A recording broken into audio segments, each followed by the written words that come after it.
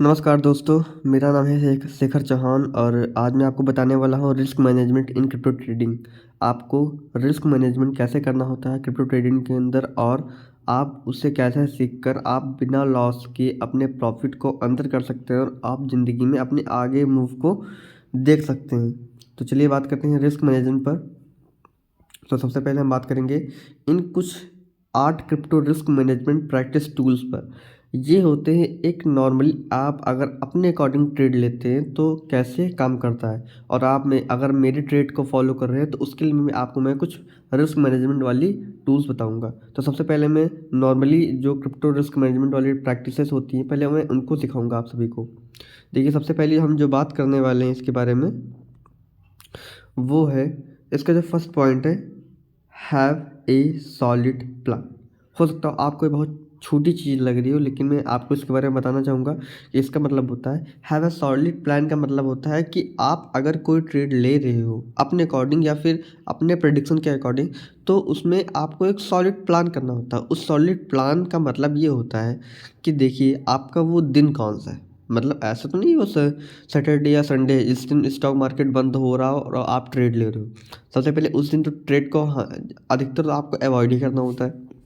और अगर अदर कोई टाइम चल रहा हो तो उसमें ये देखो कि आज के दिन हमारा जो स्टॉक मार्केट है यानी कि S&P 500 इंडेक्स या फिर नास्डैक इंडेक्स वो कैसे ओपन हो सकता है, उसकी पॉसिबिलिटीज़ क्या है, वो अपने सपोर्ट पर है या फिर कहाँ पर है।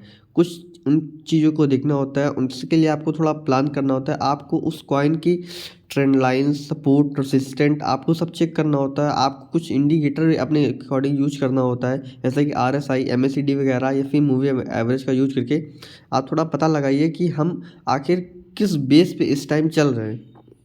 इस चीज़ों का पता लगाने के बाद आपके पास से एक सॉलिड प्लान हो जाता है।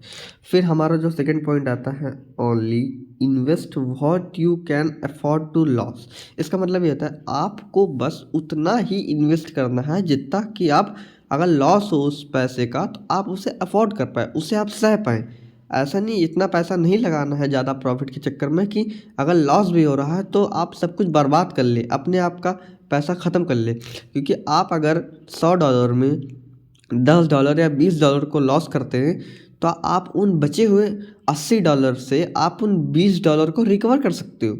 लेकिन अगर आपका उसी जगह पे ज़्यादा लेवरेज का यूज करके और ज़्यादा अमाउंट को यूज करके ज़्यादा प्रॉफिट के चक्कर में अगर आप 100 में से $80 लगा देते हो तो वो $80 लॉस हो जाता है, तो आप उस $20 से आपको उस $80 का लॉस को रिकवर करना थोड़ा मुश्किल हो जाएगा। तो सबसे पहली बात है, आपको उतना ही पैसा लगाना जितना कि आप अफोर्ड कर पाओ, उस लॉस को अफोर्ड कर पाओ। ठीक है। उसके नेक्स्ट हमारा पॉइंट आता है वो है size your position. Size your position का क्या मतलब होता है, कई को लोग होते हैं कि अगर उनको दिखने में आया कि उनके पास 20 ट्रेड है तो वो 20 की 20 पोजीशन ओपन कर लेते हैं, भले उनकी पोर्टफोलियो में पैसा हो या ना हो उनसे इनका कोई मतलब नहीं, उनको चाहिए प्रॉफिट। तो भाई ये एक रिस्की काम है। अगर आपके पास पैसा कम है तो अपनी पोजीशन को बहुत ही सोच समझकर हर एक कॉइन को बहुत ही अच्छे से एनालिसिस, अच्छे से रिसर्च करके आपको उस ट्रेड को लेना होता है। तो सबसे पहली बात इस चीज़ को समझने के बाद मैं आपको बताना चाहूँगा कि ये तो हो गई पोजीशन की बात कि आपको जितना हो सके पोजीशन को कम से कम ओपन करके रखना। अगर स्कैल्प के लिए है तो आप हाँ छोटे अमाउंट के साथ में थोड़ा थोड़ा इन्वेस्ट कर सकते हैं। उसके बाद हम बात करते हैं limit the use of leverage. इसका मतलब क्या होता है, इसका मतलब ये होता है कि लेवरेज को कम यूज करना ही ज़्यादा फायदेमंद है। आप बस इतना सोच लीजिए कि फ्यूचर ट्रेडिंग हमारे लिए कोई बहुत बड़ी अपॉर्चुनिटी नहीं, वो समझ लिए आप फ्यूचर ट्रेडिंग कर रहे हैं, बस आपको थोड़ा मार्जिन उसमें थोड़ा ज़्यादा मिल रहा है बस। अगर आप 10 का लेवरेज यूज कर रहे हो, अगर आप नॉर्मल ट्रेडर, मैं रिस्की ट्रेडर की बात नहीं करूँगी, रिस्की ट्रेडर ज़्यादा से ज़्यादा लेवरेज को यूज करते हैं। तो अगर आप नॉर्मल ट्रेडर हो तो आप 10x का लेवरेज का यूज करिए। आपको मैं बाइनस पर भी अभी दिखा सकता हूँ कि उसमें भी साफ साफ लिखा, अगर आप 10x लेवरेज के ऊपर यूज करते हैं तो आपके लिए रिस्क बढ़ जाता है, आपका लिक्विडेशन प्राइस नज़दीक आ जाता है, जिससे कि आपके ही पोर्टफोलियो में खतरा हो जाता है, आपके ही पोर्टफोलियो को नुकसान पहुंचता है आखिरी में। मेरा मानना यह है कि अगर प्रॉफिट कम मिले तो वो ठीक है, लेकिन लॉस ज़्यादा नहीं होना चाहिए। प्रॉफिट कम मिले लेकिन लॉस ज़्यादा ना हो। ठीक है। उसके बाद हम बात करेंगे always calculate your risk reward rate. इसका मतलब क्या होता है? देखो, कोई कोई ट्रेड ऐसी होती हैं जिसमें आपको ये बात कंफर्म होती है कि हाँ, ये तो सक्सेस होगा ही होगा, और कुछ में होता है कि 50-50% चांसेस होते हैं कि यार इसमें नीचे भी जा सकता है, ऊपर भी जा सकता है, इसमें थोड़ा प्रॉब्लम है। कुछ कुछ तो रिस्की ट्रेड्स होती हैं कि इसमें ऊपर यानी कि हमारी जो डायरेक्शन है, चाहे लॉन्ग की हो शॉर्ट की हो, मतलब एक करेक्ट डायरेक्शन में जाने की जो पॉसिबिलिटी है वो कम होती है, और अपोजिट डायरेक्शन में जाने की पॉसिबिलिटी ज़्यादा होती है। तो उसे आप रिस्क एंड रिवॉर्ड रेडियो में देख सकते हो। अगर रिस्क का मतलब होता है ज़्यादा रिस्क, और रिवॉर्ड का तो आप मतलब जानते हैं। तो इसका आप अगर चेकअप भी करना है तो आप ट्रेडिंग व्यू पे जाके आप लॉन्ग शॉर्ट पोजीशन को ओपन करके रिस्क एंड रिवॉर्ड रेडियो को चेक कर सकते हो। मैं आपको बाद में दिखा सकता हूँ। और अगला जो पॉइंट है वो तो बहुत ज़्यादा इंपॉर्टेंट है, वो है स्टॉप लॉस ऑर्डर। काफ़ी लोग भाई मेरे क्या करते हैं कि एक पोजीशन को ओपन करके रख लेते हैं, और उसमें करते क्या है, सोचते हैं कि भाई मेरा लॉस तो हो रहा है, लेकिन क्या अब यहाँ से लौटेगा, अब यहाँ से लौटेगा, अब यहाँ से मेरा प्रॉफिट होना स्टार्ट हो जाएगा? ऐसा नहीं है भाई दोस्तों।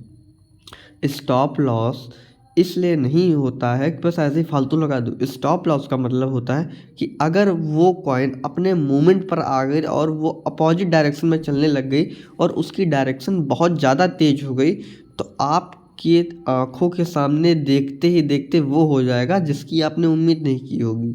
खासकर आपने अगर ज़्यादा लेवरेज लिया है तो बात ही मत कीजिए कि क्या होगा आपके साथ में।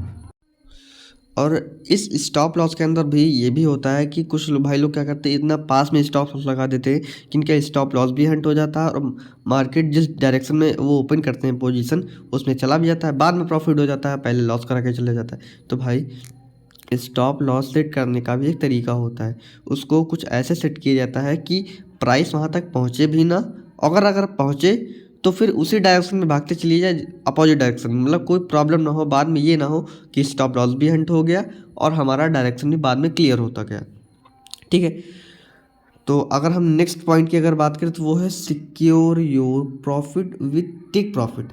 अभी ये बात आपको थोड़ा कम समझ में आ रही होगी। इसका मतलब ये होता है कि आपने मान लो $100 का वो अपना मार्जिन लगाया, आपने कम अर्न किया $10, फिर आपने नेक्स्ट ट्रेड लिया $100 का और आपने कमाया $10।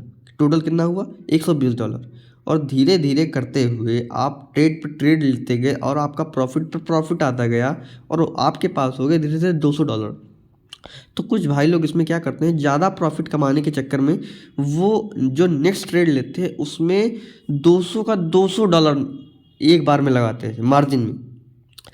तो हो सकता है अगर नेक्स्ट टाइम कुछ ऐसी बात हो जाए और उस ट्रेड में आपको लॉस हो जाए, तो आपके तो जो आपने $100 इतनी मेहनत से अर्न किए हैं वो तो जाएंगे ही जाएंगे, और उसके बाद जो आपकी लागत है उसमें भी अगर चले गए तो ये तो प्रॉब्लम हो जाएगी, क्योंकि जितना ज़्यादा आपका मार्जिन होगा उसी हिसाब से आपका प्रॉफिट, उसी हिसाब से आपका लॉस होगा। ज़रूरी नहीं आप हर बार जीते चले जाओ। कोई भी ऐसा ट्रेडर इतनी जल्दी से नहीं मिलता है, मतलब स्मार्ट ट्रेडर को छोड़ के, खासकर बिगनर या फिर मिडिल क्लास के होते हैं, वो 10 में से 1-2 ट्रेड तो हारते ही हारते हैं। मैं भी लॉस करता हूँ, लेकिन अगर मेरा मानना है कि 10 में से 9 ट्रेड तो मैं जीतता ही जीतता हूँ। हो सकता है एक ट्रेड कहीं सिचुएशन बिगड़ जाए या फिर अचानक से कुछ अलग न्यूज़ आ जाए जिसकी वजह से उस कॉइन में अलग पंप एंड डंप हो सकता है मेरी ट्रेड वो फेल हो जाए।